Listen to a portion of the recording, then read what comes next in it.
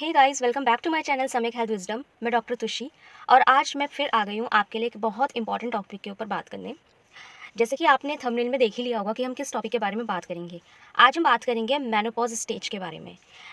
Menopause menopause एक ऐसी stage है जिसको हम डिसीज़ या डिसऑर्डर या कोई बीमारी में कंसिडर कभी नहीं करते। जैसे कि बॉडी में कुछ नेचुरल चेंजेस होते हैं, तो वही एक चेंज है मेनोपॉज जो फीमेल में नेचुरली देखने को मिलता है। जो फीमेल्स 50 प्लस हैं वो इस चीज़ को फेस कर चुकी हैं, और जो अभी 50 प्लस नहीं हुई हैं वो इस फेस को कभी ना कभी फेस ज़रूर करेंगी। तो बात करते हैं कि मेनोपॉज एक्चुअल में है क्या। मेनोपॉज एक ऐसा स्टेज है जिसमें जो फीमेल होती है वो एक अपनी पर्टिकुलर एज पर आकर उसकी जो पीरियड्स हैं वो स्टॉप हो जाते हैं, बंद हो जाते हैं, due to the declining of the oestrogen level, जो रिस्पॉन्सिबल है ओवरीज बनाने के।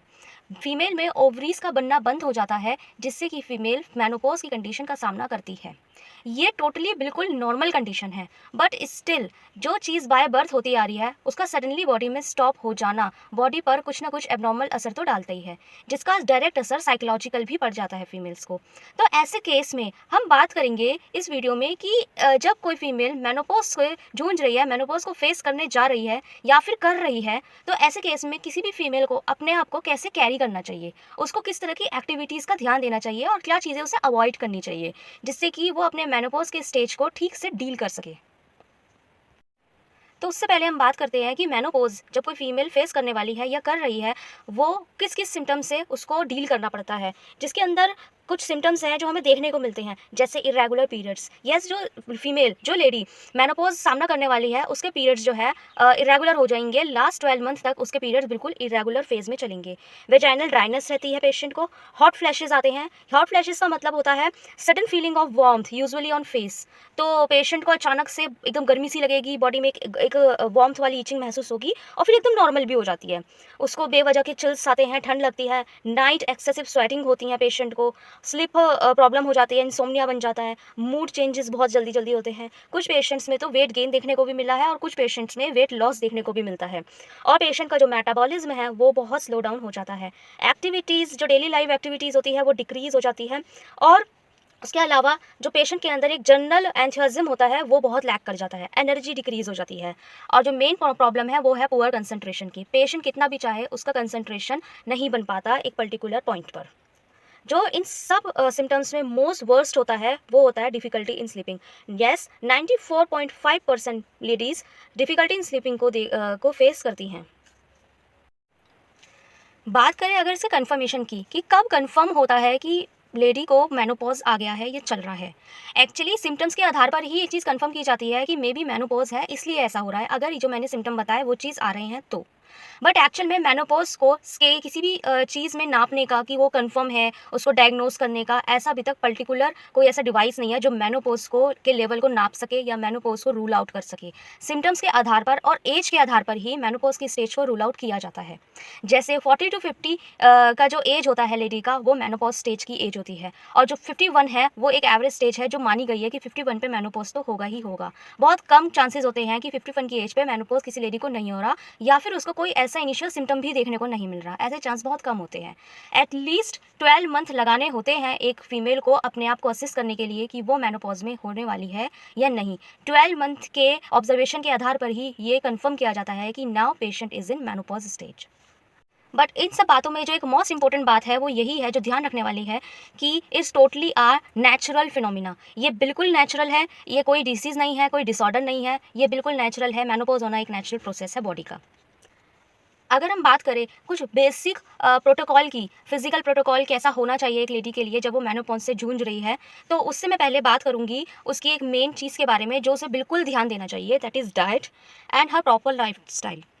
यस, अगर कोई फीमेल उस स्टेज पे है या उस एज में है, 40 टू 50 की एज के बीच है वो, तो उसको ज़रूर अपने डाइट प्लान्स और अपनी लाइफस्टाइल पे ज़रूर ध्यान देना चाहिए कि उसका लाइफस्टाइल कैसा है, वो कैसे रहती है, कैसे कैरी करती है। एक्सरसाइज पार्ट बाद में है, सबसे पहले उसको अपनी लाइफस्टाइल को ही मेंटेन में रखना चाहिए। तो बात करें अगर हम बेसिक रिहैब प्रोटोकॉल की कि अगर कोई फीमेल मेनोपॉज से जूझ रही है तो उसको किस तरह की एक्टिविटीज़ पे ध्यान देना चाहिए, या हम फिजिकल एक्टिविटी की बात कर रहे हैं, तो जो फर्स्ट पॉइंट है वो है कार्डियो एक्सरसाइजेस। पेशेंट को कार्डियो एक्सरसाइजेस पे थोड़ा ज़्यादा ध्यान देना चाहिए। कार्डियो एक्सरसाइजेस क्या होती हैं, जितनी भी आपकी एरोबिक एक्सरसाइजेस होती हैं वो सब कार्डियो के अंतर्गत आती हैं, जैसे कि brisk walking, jogging, cycling, swimming. तो ऐसे केस में पेशेंट को ज़रूर ऐसी एक्सरसाइज को प्रिफर करना चाहिए। अगर हम बात करें इसके रिपीटेशन या टाइम ड्यूरेशंस की, तो जो लेडीज़ बिगनर्स हैं, शुरुआत में कर रही हैं, पहली बार कर रही हैं, तो उनको सिर्फ एक लाइट एक्टिविटी के साथ ही 10 मिनट्स के लिए ही एक्सरसाइज को फॉलो करना है, उससे ज़्यादा नहीं करना, वरना पेशेंट को पाल्पिटेशन की कंडीशन बन सकती है, क्योंकि वो ऑलरेडी एज है। इसलिए इतनी ब्रिस्क एक्सरसाइजेज नहीं करानी है पेशेंट को, सिर्फ लाइट एक्टिविटी 10 मिनट्स के लिए करानी है। उसके बाद जब पेशेंट उस एक्सरसाइज प्रोटोकॉल को अडेप्ट कर ले, तब उसे अपनी एक्सरसाइज को फर्दर बूस्ट कर देना चाहिए। दूसरी जो एक्सरसाइज है वो है some strengthening exercises. Strengthening exercises क्या करती हैं, ये हेल्प करती है to build up the bones and muscle properties, और बॉडी फैट को भी बर्न करती है, मेटाबॉलिज्म को अच्छा रखती है, गुड रखती है, and the most important point कि वो ऑस्टियोपोरोसिस जैसी कंडीशन के साथ भी डील करती है। ऑस्टियोपोरोसिस कंडीशन जिसमें बेसिकली बोन वीकनेस हो जाती है, तो उसको डील करने के लिए स्ट्रेंथनिंग एक्सरसाइज बहुत इंपॉर्टेंट है। स्ट्रेंथनिंग एक्सरसाइज आप किन किन चीज़ों के थ्रू कर सकते हैं, जैसे डंबल एक्सरसाइज होती है, थेराबैंड्स होते हैं, ट्यूबिंग एक्सरसाइज होती है, आइसोमेट्रिक्स होते हैं, तो ये सब स्ट्रेंथनिंग एक्सरसाइजेज के पार्ट हैं। ज़्यादा नहीं करने होते हैं, बिगनर्स हैं तो सिर्फ 12 रिपीटेशन से शुरुआत करें, उसके बाद वो फर्दर बूस्ट कर सकते हैं। नेक्स्ट बात करें तो बहुत इंपॉर्टेंट पॉइंट है ये, वो है योगा एंड मेडिटेशन। तो ज़रूर आपको योगा मेडिटेशन ज़रूर करना चाहिए, ये एक यूनिवर्सल अप्रोच भी है। अगर आपको कुछ भी नहीं समझ आता तो एटलीस्ट आपको योगा मेडिटेशन कर लेना चाहिए। योगा मेडिटेशन क्या करता है, वो आपको एक पीस और एक मेंटल रिलीफ प्रोवाइड करता है, जिसके साथ बॉडी को रिलैक्सेशन का फेज भी मिलता है। और योगा मेडिटेशन के अंदर जो सबसे अच्छा पॉइंट होता है वो होता है डीप ब्रीदिंग एक्सरसाइज का, जो बहुत बेनिफिशियल होती है मेनोपॉजल पेशेंट के लिए। और ये जो मैंने बताया था स्टार्टिंग में ही, hot flush, sudden warmth, itching जैसी जो बॉडी में बनती है पेशेंट को, वो उससे डील करने के लिए योगा और मेडिटेशन सबसे अच्छा होता है। उसके अलावा योगा इरिटेशंस, फटीगनेस, इन सब से भी डील करता है। नेक्स्ट अगर बात करें तो ये एक तरीके का एक्सरसाइज भी है और एक तरीके का एंटरटेनमेंट भी है, दैट इज़ डांसिंग मूवमेंट।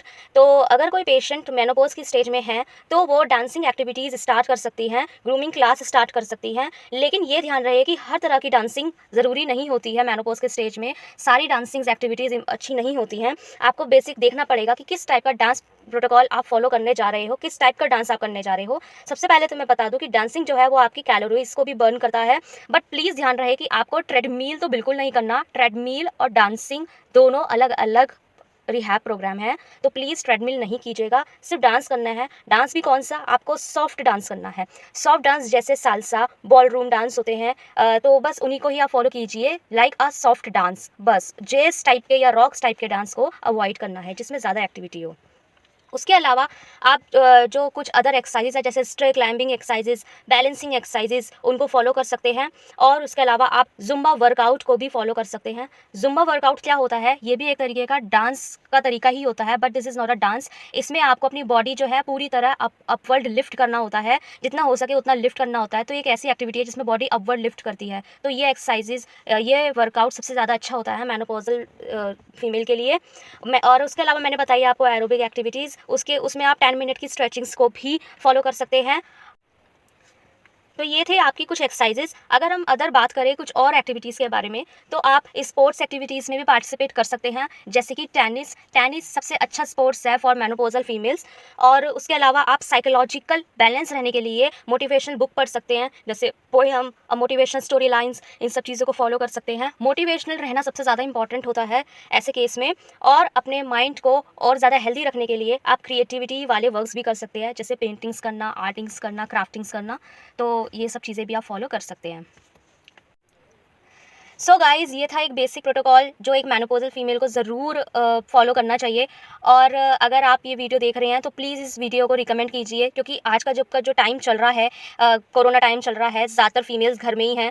सभी लोग ही घर में हैं, बट जो लेडीज़ होती हैं इस एज में हैं, मेनोपॉज़ल में जाने वाली हैं या फिर मेनोपॉज़ल की एज से गुजर रही हैं, तो उनको साइकोलॉजिकल बहुत ज़्यादा डिस्टर्बेंसेस होती हैं, क्योंकि उनका माइंड डाइवर्ट नहीं रह पाता है। तो अगर वो इन सब चीज़ों को फॉलो करे, घर से ही फॉलो करना स्टार्ट करे, तो उनके लिए बहुत अच्छा होगा, उनकी एक्टिविटी अच्छी रहेगी। क्योंकि अगर उनकी तबीयत में अगर कुछ खराबी आती है, तो अब तो हॉस्पिटल भी इतना अवेलेबल नहीं है। तो प्लीज़ ये चीज़ रिकमेंड भी कीजिए, वीडियो रिकमेंड कीजिए, और अगर आप खुद इस सिचुएशन से हैं, तो फिर आप भी इस चीज़ को ज़रूर फॉलो कीजिए एंड मुझे कमेंट सेक्शन में बताइए कि आपके लिए कितना बेनिफिशियल रहा। तो आपको क्या करना है, बस मेरे इस चैनल को सब्सक्राइब करना है, वीडियो को लाइक करना है और कमेंट सेक्शन में मुझे बताना है कि आपको कौन सा पार्ट इस वीडियो का अच्छा लगा। और अगर आप भी मुझे कुछ बताना चाहते हैं, तो आप प्लीज़ मुझे कमेंट सेक्शन में ज़रूर बताइएगा। तो till then take care, bye bye.